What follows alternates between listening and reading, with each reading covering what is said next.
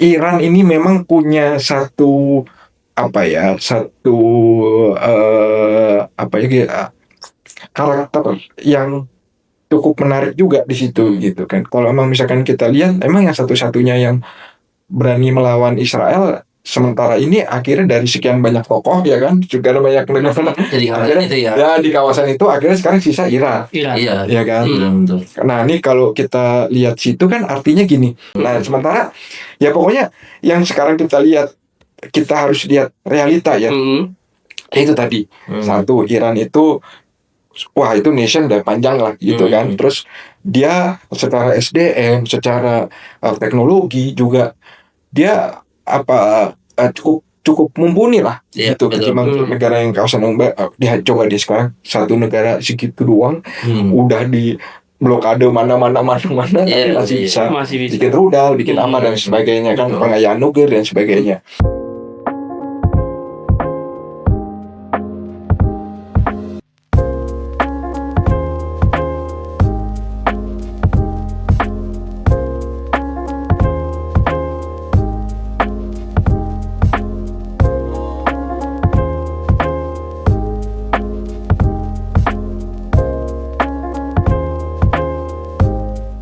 Halo komrade, kembali lagi di podcast Center East, podcastnya anak-anak muda. Kalau kemarin kita berbincang dengan pembicara-pembicara yang usianya sudah banyak. Nah sekarang kita usianya udah banyak. Sekarang kita berbincang dengan teman segenerasi. Ya, walaupun usianya lebih banyak. Terus 10 tahun dia. Ya, teman segenerasi ya. Segenerasi lah.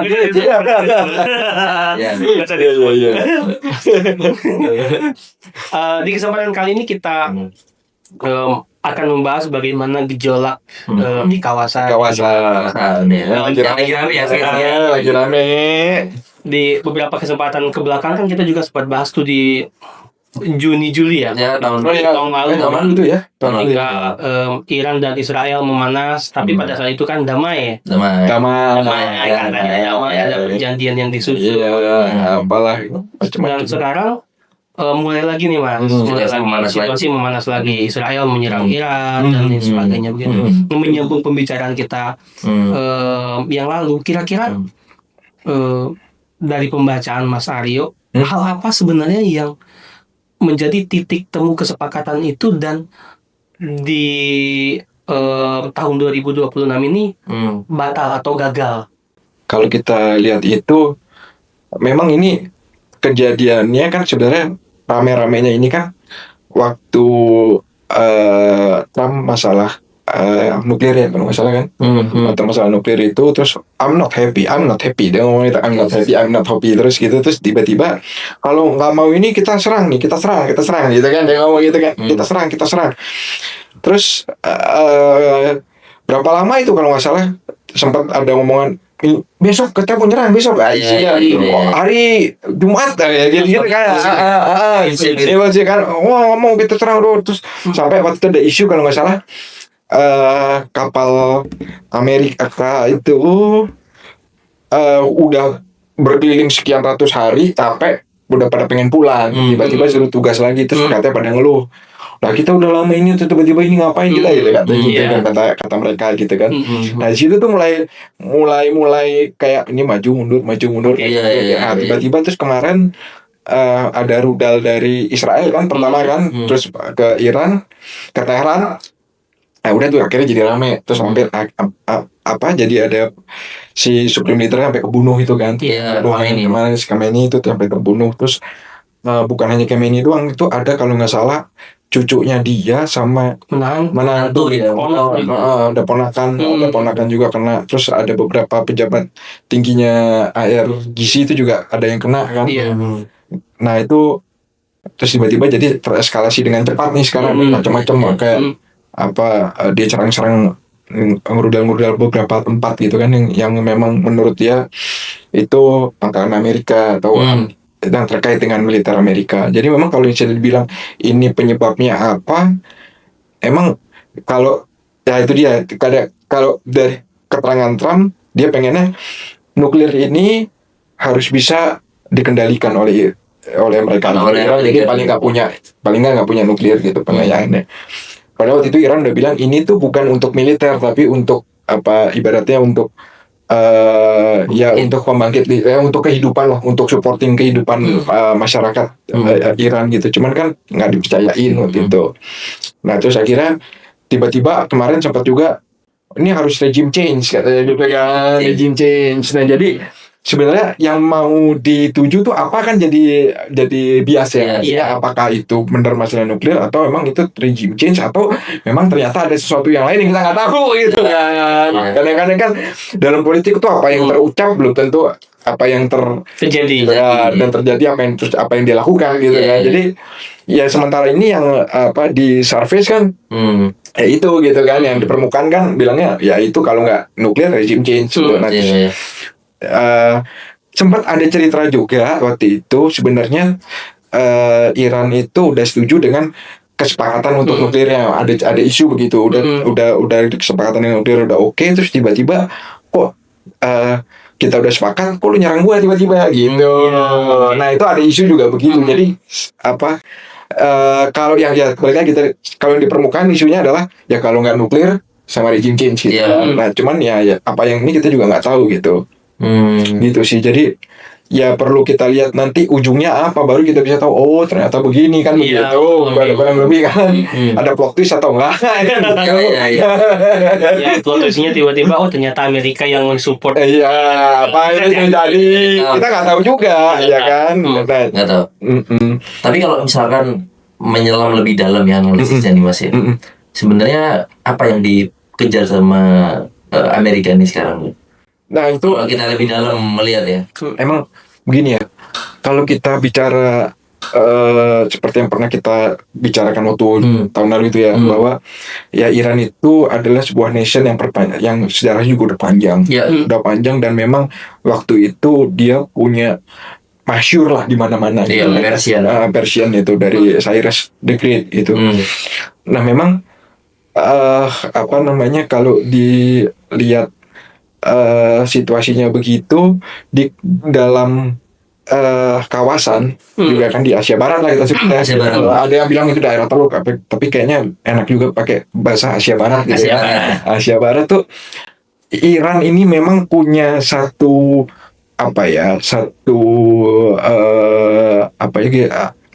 karakter yang cukup menarik juga di situ gitu kan. Kalau emang misalkan kita lihat emang yang satu-satunya yang berani melawan Israel sementara ini akhirnya dari sekian banyak tokoh ya kan juga banyak negara akhirnya itu ya di kawasan itu akhirnya sekarang sisa Iran. Ya kan. Nah ini kalau kita lihat situ kan artinya gini, let's say lah kalau kita pakai pisau analisa gitu ya, tesisnya Israel sekarang di dalam kawasan itu antitesisnya siapa? Siapa lagi? Ya kan siapa lagi? Gitu kan. Nah, dari antitesis yang sedemikian rupa dengan Israel ini sisa Iran gitu. Nah, kalau misalkan ditanya Amerika maunya apa, ya kita benar-benar belum bisa ya. Nanti sampai ujungnya nanti gimana gitu. Karena bagaimanapun juga kalau misalkan antitesis ini akhirnya dihancurkan, ya kan? Nah, di kawasan ini akhirnya Israel punya peran yang cukup penting jadinya nanti. Sentral. Terus bagaimana nanti dengan Palestina dan sebagainya yang memang yang punya isu cukup kuat dengan itu kan, dengan Israel gitu. Dan memang dari as a nation dia punya panjang gitu ya. Terus sebagai punya SDM yang kuat juga Iran juga punya gitu. Jadi kalau misalkan kita lihat antitesis yang paling kuat di kawasan itu ya memang Iran gitu kan sekarang. Ya dan memang dia punya pandangan juga ya itu juga karena ya perjalanan sejarah dia juga kan. Jadi dia juga punya bukan dendam ya, dan dia dendam kesumat gitu kan. Israel gitu kan. Terkait ininya gitu. Jadi ya kalau misalkan mau dilihat Amerika ini memang kadang-kadang bilangnya apa ternyata ujungnya pengennya apa kan gitu kan, kadang-kadang begitu kan. Jadi kayak contoh ya kemarin kayak Maduro gitu tiba-tiba dicokok gitu kan, tiba-tiba diambil gitu kan. Dan dia bilang, oh Maduro ini anu gitu kan. Ternyata ujungnya ini jangan-jangan dia ngambil itu karena Cina punya logistik gede di Venezuela, ya kan. Nah itu tapi yang terucak, wah itu dia tuh presiden narkoba dia, narkoboy gitu. Narkoboy gitu kan. Bandar dia, habis itu dia ngidarin. Nah, tapi satu sisi juga Venezuela itu punya sebagai gudang logistik kali ya, kita bisa bilang juga ke Cina gitu. Nah, mungkin nih kita mungkin ini dia hold, dia harus paling nggak dia pegang gitu kan, biar konflik Cina sama Taiwan itu juga nggak terjadi gitu. Mungkin jadi logistik ini tuh kepotong gitu dengan ada Venezuela. Jadi memang ya itu tadi, kalau misalkan udah kejadian nanti baru kita bisa lihat, oh ini tuh begini gitu kan. Nah sementara ya pokoknya yang sekarang kita lihat, kita harus lihat realita ya. Itu tadi satu, Iran itu wah itu nation udah panjang lah gitu kan. Terus dia secara SDM, secara teknologi juga dia cukup mumpuni lah gitu ketimbang negara yang kawasan dia coba di sekarang satu negara segitu doang udah di blokade mana tapi masih bisa bikin rudal, bikin apa dan sebagainya kan, pengayaan nuklir dan sebagainya. Nah terus balik lagi, kalau misalkan tadi Amerika maunya gimana loh, waktu 2018 itu Trump kan yang cabut perjanjian nuklir. Akhirnya pengayaannya jadi dia dulu ada batasan, waktu itu habis dia cabut batasannya nggak ada. Nah ini kan jadi paradoks nih. Iya. Jadi paradoks kan. Ini apa ininya gitu, arahnya apa gitu terus. Nah, cuman yang perlu kita garis bawahi juga, penyerangan Iran itu pertama kali kan oleh Israel. Iya, betul. Rudalnya bener kan? Bukan Amerika gitu. Nah, desas-desusnya juga nih katanya Trump itu ditekan oleh Netanyahu sama MBS gitu kan. Salman ya. Katanya gitu, katanya isunya begitu. Cuman yang paling kuat kan negosiator kan pasti Netanyahu kan sebagai perwakilan dari Israel gitu kan. Nah, makanya kayak mungkin ya dia harus bagaimanapun juga kan, Amerika punya interest juga dalam negeri ya, mungkin karena lobby kan terkenal lah, lobby Israel Yahudi itu cukup kuat gitu di Amerika gitu kan. Ya mungkin dia juga jadi tertekan ya kan. Ya udah kayak lu nyerang deh, terserah lu dah gitu kan. Bisa jadi gitu. Cuman resiko lu tanggung nih gitu kan.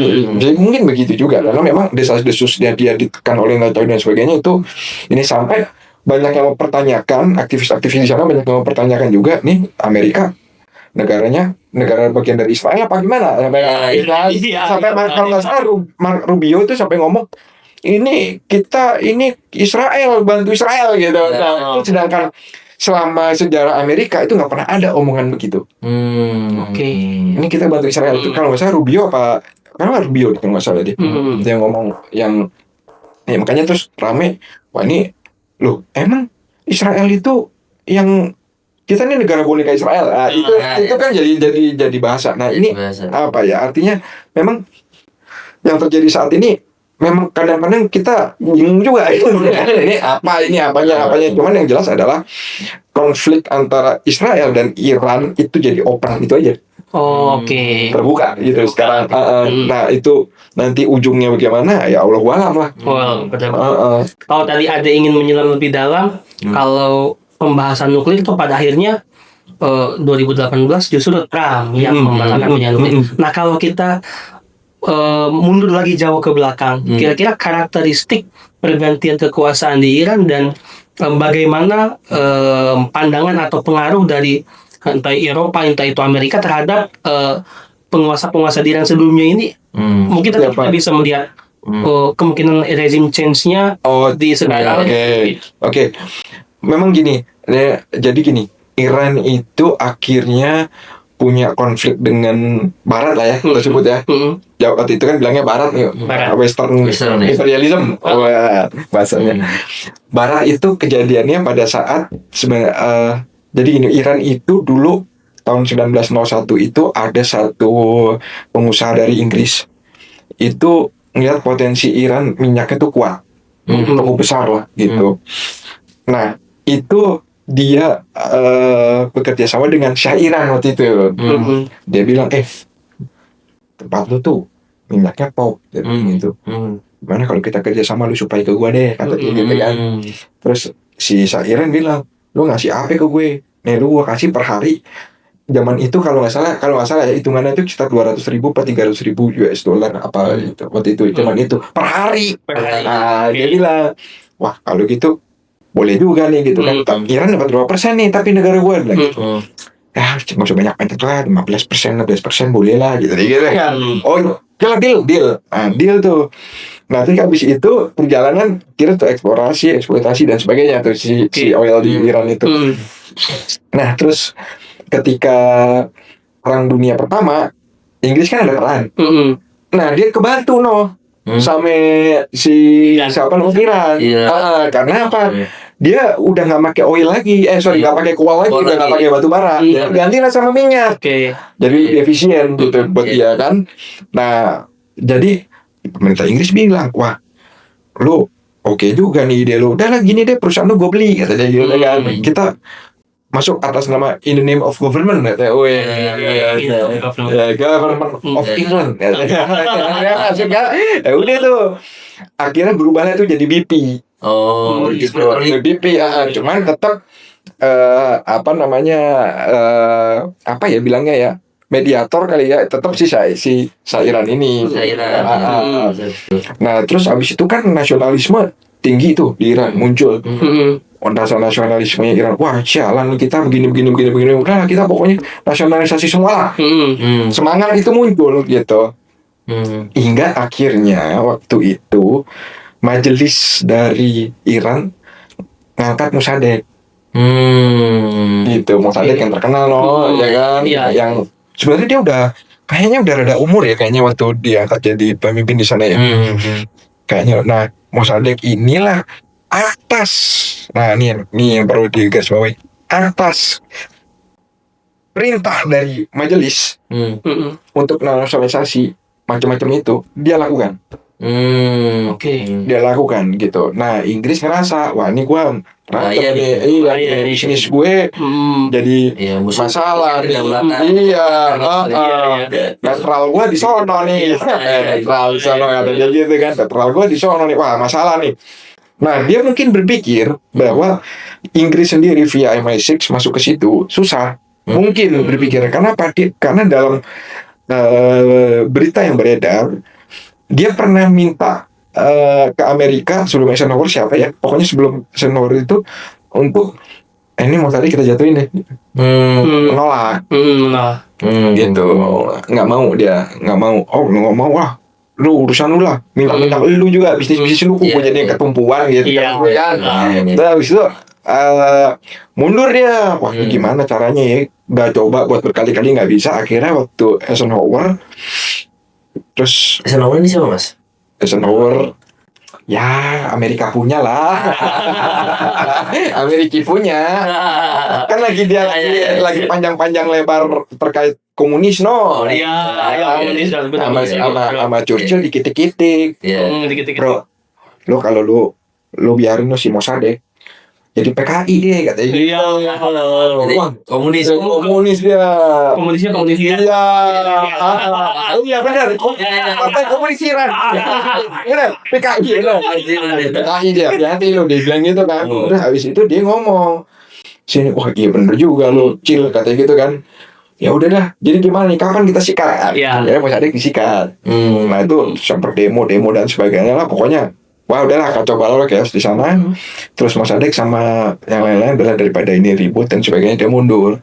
Nah cuman Mossadegh ini sama pengikut-pengikutnya yang lain kasiannya ya sama nasibnya kayak Bung Karno. Ditahan, habis itu tahanan rumah memang meninggal ya.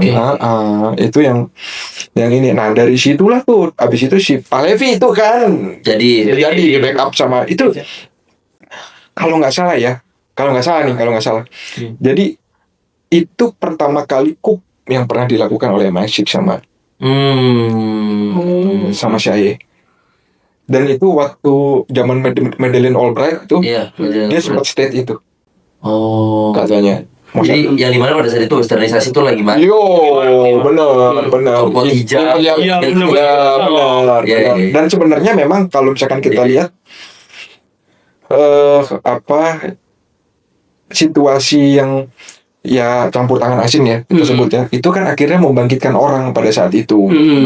Itu akhirnya ya kejadian si Shah Iran ini dijatuhin lagi kan sama Khamenei kan waktu itu kan. Iya, 1979. Nah, itu memang memang jadi ada perubahan, dan itu sebenarnya konstitusinya juga berubah tuh. Waktu di si Mossadegh di coup d'etat itu berubah tuh. Kalau misalnya di demokrasi deh, waktu itu kan monarki konstitusional kalau nggak salah. Berubah jadi demokrasi itu. Khomeini berubah lagi. Berubah lagi. Balik lagi ke... Nah itu nggak tahu tuh, ntar coba kita bisa cari tahu dulu. Cuman yang jelas sistem majelis ada di situ. Majelisnya ada. Kalau sebelumnya kan si Mossadegh itu atas keputusan majelis dia minta nasionalisasi semuanya. Nah memang gini ya, mungkin tapi bukan mungkin sih, harusnya ini analisa yang ini sih, mungkin dengan sistem majelis itu sulit kalau misalkan dimasukin. Iya. Kan? Lebih kuat ya, makanya akhirnya Shah Iran itu berdiri ini terus sistemnya ganti. Gitu. Oke. Jadi dia punya sistem yang memang cukup ini ya, artinya bisa tahan. Iya, terus akhirnya jatuh. Nah itulah yang akhirnya kebencian orang terhadap Western imperialism di Iran itu cukup tinggi itu waktu itu. Makanya sama Amerika kayak orang pacaran, putus nyambung gitu aja kan, gitu kan. Makanya panjang tuh urusan sama Amerika. Nah memang pada saat itu ya kita perlu kita telah analisa juga, apakah siapa yang melakukan coup d'etat itu. Apakah ya oke lah, itu state dia sebut, tapi non state aktor bukan yang inisiasi. Oke. Beda tuh kan? Iya, beda. Non state aktor sama state actor beda. Non state actor. Iya. Beda. Apakah non state actor ya pada saat itu jelas lah. Non state actor itu pasti punya, ya nggak usah dulu lah, sampai sekarang pun pasti non state actor itu pasti ada aja kan, dan pasti boleh polar. Iya, makanya itu yang apakah itu yang akhirnya membawa state itu melakukan, ya dia bilang justifikasinya untuk melakukan coup d'etat itu atau gimana gitu kan. Nah cuman akhirnya perjalanan itu membuat kebencian terhadap terutama Amerika dan Israel itu ya cukup tinggi jadinya kan. Iya kan, dari situlah ya, makanya panjang itu ininya. Jadi rootnya itu ya memang ya itulah ya rootnya itu bermain dengan kekuasaan itu ya. Ya, mempermainkan kekuasaan itu ya jadi masalah akhirnya sampai sekarang. Itulah rasa ingin memiliki ini. Iya, rasanya pengen dia mau menguasai kan. Itu ya. Itu yang yang akhirnya jadi masalah gitu. Nah itu yang ya udahlah, jangan bermain gitu lagi lah, kesian. Sekarang perang gini yang jadi korban cuma orang kecil loh, kesian. Coba dilihat di medsos tuh ada yang anak mau sekolah ada ini orang tua meninggal. Aduh itu kayak itu gimana gitu. Udahlah, bermain kekuasaan cukup lah. Udahlah, itu all power lah gitu. Jangan gitu gitu.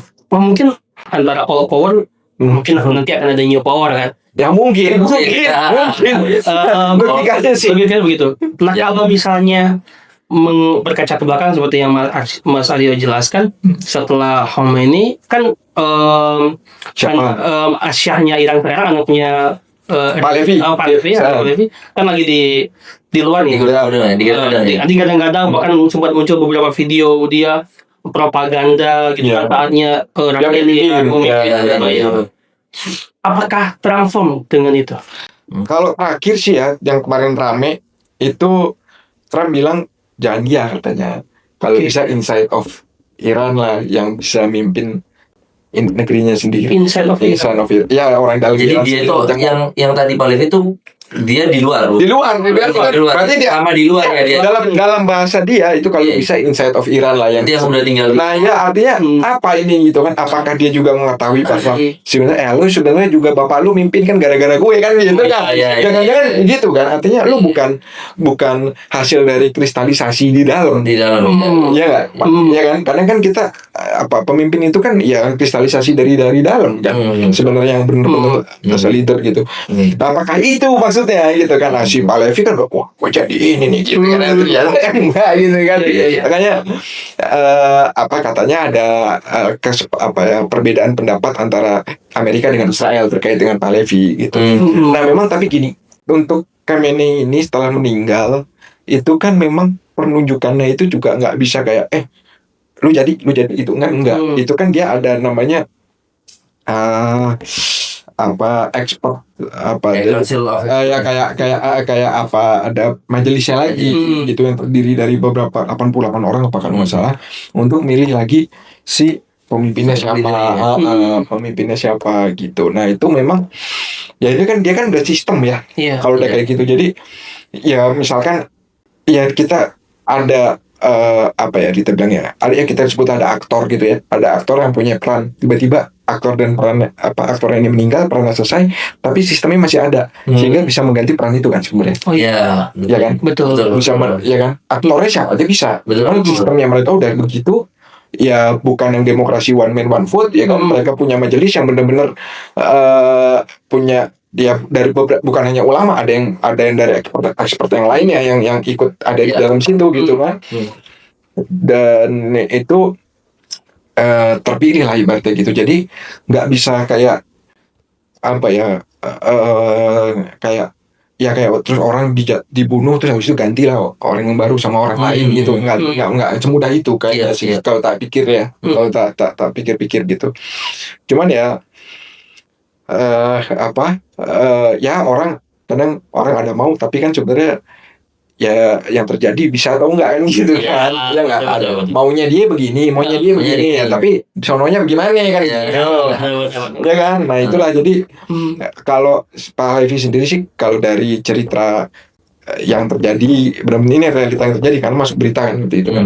Untuk si Trump bilang kalau jangan dari situ ya ini kan artinya ya udahlah serahkan itulah ke ini sendiri gitu kan. Makanya mungkin di situ dia bimbang ini regime change apa mau nuklir kan gitu.